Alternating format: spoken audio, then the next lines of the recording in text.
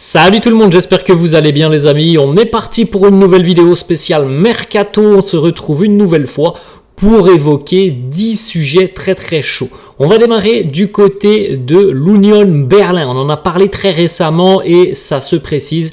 C'est même officiel selon Fabrizio Romano, puisque on a le traditionnel Here we go du journaliste italien Leonardo Bonucci va quitter l'Union Berlin. Il avait rejoint l'Union l'été dernier, ça s'est pas très bien passé sur la première partie de saison. Certainement que Leonardo Bonucci attendait aussi un défi un petit peu plus excitant sur sa peut-être dernière en tant que footballeur, parce que la fin de carrière est toute proche pour lui. Ça s'est pas bien passé, surtout sportivement pour Leonardo Bonucci du côté de l'Union. Là, il y a un joli challenge pour lui du côté de Fenerbahçe.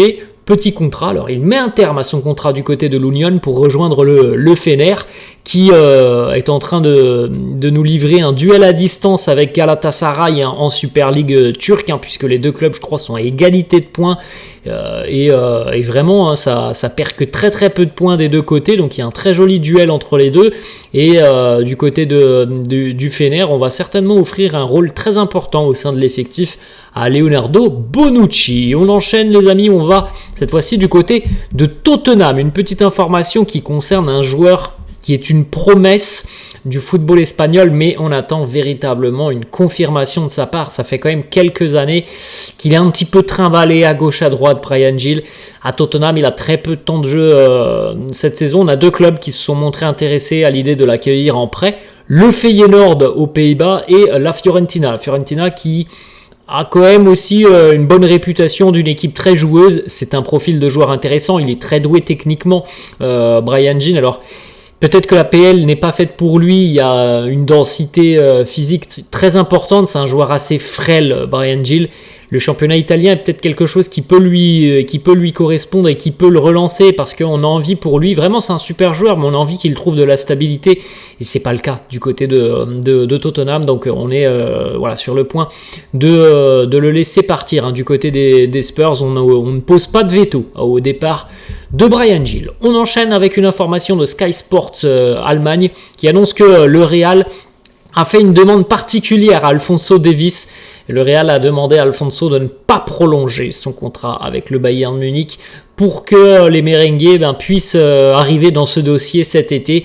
On sait que le Bayern tente de discuter, de négocier avec Alphonso Davies, mais visiblement les négociations ne sont pas très bonnes parce que ça n'avance pas. Le dossier, il n'avance pas. On est au mois de janvier, alors oui, il y a du temps, mais ça fait déjà des semaines, voire des mois et des mois que le Bayern travaille sur ce dossier Alphonso Davies et que c'est compliqué. Le dossier, il bouge pas beaucoup. Et le Real est là, à l'affût. Le Real a déjà fait d'Alphonso Davies l'une de ses priorités du mercato estival 2024. Donc, il faut aussi connaître la position du joueur, mais ça sent bon quand même pour le Real. S'il n'y a pas de prolongation de contrat, ça va être une affaire certainement rondement menée par les merengues. On enchaîne et on va cette fois-ci du côté de Manchester United et d'Aston Villa, deux clubs anglais qui suivent attentivement la situation de l'attaquant. Là aussi, on parle d'un attaquant canadien, on parlait de défenseur. Alphonso Davies, là c'est un attaquant canadien, c'est Jonathan David, l'attaquant de Lille, qui est un attaquant vraiment un renard de surface, Jonathan David. On a vraiment un joueur qui s'est bien exprimé depuis quelques années en Ligue 1. À chaque mercato, depuis un ou deux mercatos, on a l'impression qu'il va quitter le club. Il est toujours du côté de Lille et il n'a jamais trop caché son envie aussi peut-être de rejoindre la Première Ligue. Il y a deux clubs importants qui sont à l'affût. Alors, qui n'ont pas forcément la même dynamique. Manchester, on va le dire comme ça, mais est en train de se reconstruire, alors qu'Aston Villa est à l'heure actuelle l'une des meilleures équipes de Première Ligue, avec un entraîneur très séduisant, et ça semble vraiment compliqué pour lui de l'imaginer du côté de Villa s'incorporer dans cet effectif qui fonctionne bien. Mais ça semble aussi difficile d'imaginer que Manchester United va aller chercher Jonathan David alors que l'on a beaucoup misé sur Rasmus Højlund. Donc voilà, pour le moment ce ne sont que des rumeurs autour de Jonathan David. On continue avec une autre information de Fabrizio Romano qui concerne un ancien joueur de Première Ligue et qui a quitté l'APL d'ailleurs très récemment, l'été dernier, pour rejoindre l'Arabie Saoudite, et ça ne se passe pas très bien pour lui en Arabie Saoudite. Visiblement, beaucoup de médias annoncent qu'il souhaite faire son retour en Europe, que ça soit en PL ou ailleurs. Alors ça serait mieux en PL, hein, mais en tout cas il veut retourner en Europe. Jordan Henderson, ça se passe pas très bien pour Henderson du côté d'Al Ettifaq. On a des clubs européens qui se sont renseignés déjà un petit peu. Un club s'est montré plus intéressé que les autres. L'Ajax, qui montre un intérêt assez sérieux à l'idée de rapatrier en Europe Jordan Henderson. Maintenant, il va falloir discuter avec le joueur, mais je pense que le joueur, lui, serait pas contre l'idée d'aller aux Pays-Bas du côté de l'Ajax. Il va falloir discuter aussi avec Al Ettifaq. Maintenant, si le club saoudien estime que les prestations, les performances et le rendement de Jordan Henderson n'est pas bon, je pense qu'il n'y aura pas de problème à un départ. On continue, on va du côté de Tottenham, c'est officiel.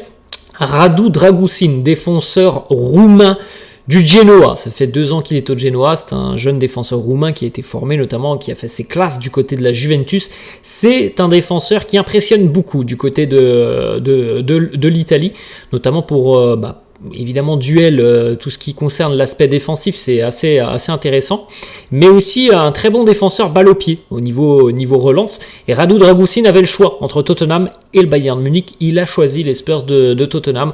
On est tombé d'accord d'ailleurs entre les Spurs et le Genoa pour un transfert de 30 millions d'euros, donc c'est une grosse somme quand même pour les Spurs, qui ont eu pas mal de pépins physiques depuis le début de saison aussi dans le secteur défensif.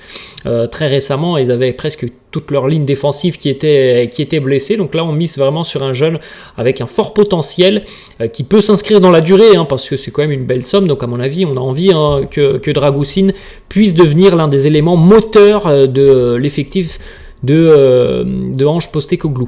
On continue avec une autre information qui concerne cette fois-ci le Borussia Dortmund. C'est officiel, le Here We Go de Fabrizio Romano. Jadon Sancho va faire son retour à Dortmund, un prêt de 6 mois, donc jusqu'à la fin de saison, pour lui qui a eu énormément de difficultés à s'imposer du côté de Manchester United. Alors on espère pour lui que ça sera bénéfique, que ça va le relancer. Il faut savoir qu'il n'y a pas d'option d'achat qui est incluse, donc Jadon Sancho, peu importe ce qu'il se passera au Borussia Dortmund, retournera à Manchester United cet été, et puis l'avenir nous dira si ça sera encore un joueur des Red Devils l'année prochaine, ou s'il y aura peut-être une autre option pour lui. En tout cas, c'est un prêt qui doit lui servir pour se relancer. On continue avec une information du côté de Brighton qui en général recrute très bien et très intelligemment, il se trompera rarement du côté des Seagulls. On est allé chercher un jeune 2004, donc un très jeune joueur de 19 ans, Valentin Barco, qui arrive en provenance de Boca Juniors en Argentine. On parle d'une clause de 10 millions d'euros pour lui. On a hâte de voir un petit peu ce que ça va donner du côté de Brighton, parce qu'on sait que c'est une équipe qui produit beaucoup de jeux. C'est une équipe très agréable à voir, et le jeune Barco avait marqué beaucoup de points du côté de Boca Juniors, donc affaire à suivre sur les prochaines semaines. On enchaîne avec une petite information, et là ça concerne aussi le dossier dont on vient de parler du côté de Tottenham, l'arrivée de Dragusin. Et bien du côté des Spurs, on a aussi envoyé en prêt Jed Spence, défenseur Jed Spence qui n'a pas beaucoup joué du côté de Tottenham. Il a joué un petit peu récemment parce qu'il y avait des blessés, comme je vous l'ai dit.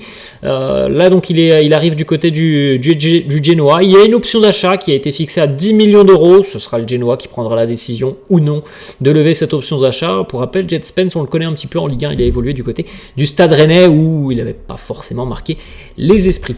On va terminer une dernière petite information du côté du Paris Saint-Germain. Ça fait quelques jours qu'on en parle. Et là, il y a une offre concrète qui arrive du côté du PSG. C'est Wolfsburg qui propose un prêt payant au Paris Saint-Germain pour Hugo Ekitike. Pour rappel, Wolverhampton et Francfort sont toujours à l'affût sur ce dossier.